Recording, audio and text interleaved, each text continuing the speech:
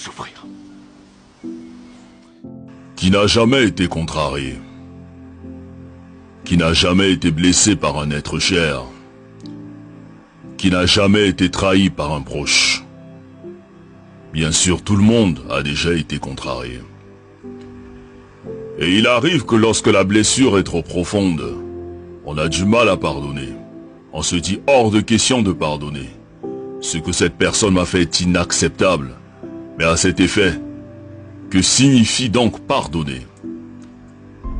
Pardonner, c'est le fait de ne pas tenir compte d'une offense qu'on t'a faite, d'une erreur, d'une faute.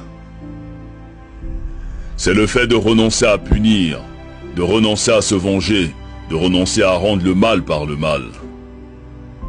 Seulement, il n'est pas facile de pardonner à une personne qui t'a fait du mal. Surtout, si tu croyais en elle, que tu avais confiance en elle.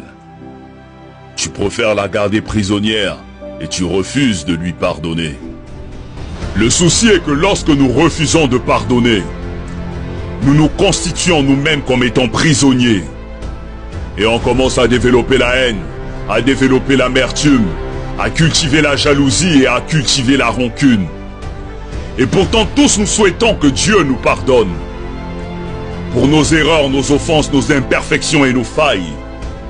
Mais nous refusons de pardonner les fautes des autres, comme si nous n'avons jamais fait du mal à personne, comme si nous étions irréprochables. Qui donc peut oser dire qu'il n'a jamais fait du mal? Qui est parfait?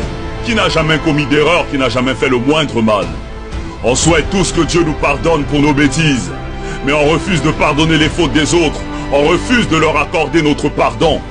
Et nous sommes toujours les premiers à aller à l'église, à aller à la mosquée, alors que dans nos cœurs nous avons des gens qu'on a constitués comme prisonniers. Mais jusqu'à quand allons-nous porter ces fardeaux?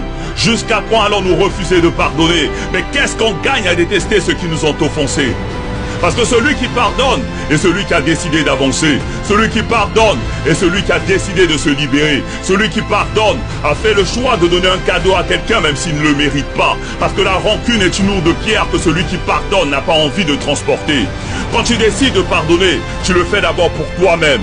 Tu le fais pour avoir la paix. Tu le fais pour avoir la tranquillité. Tu le fais pour être libre. Parce que celui qui refuse de pardonner est un meurtrier qui s'ignore. Pardonner, ce n'est pas oublier, ni cesser d'aimer, mais c'est se libérer d'un fardeau, c'est se soigner, c'est relever la tête, c'est prendre son chemin avec le sourire pour avoir un meilleur lendemain.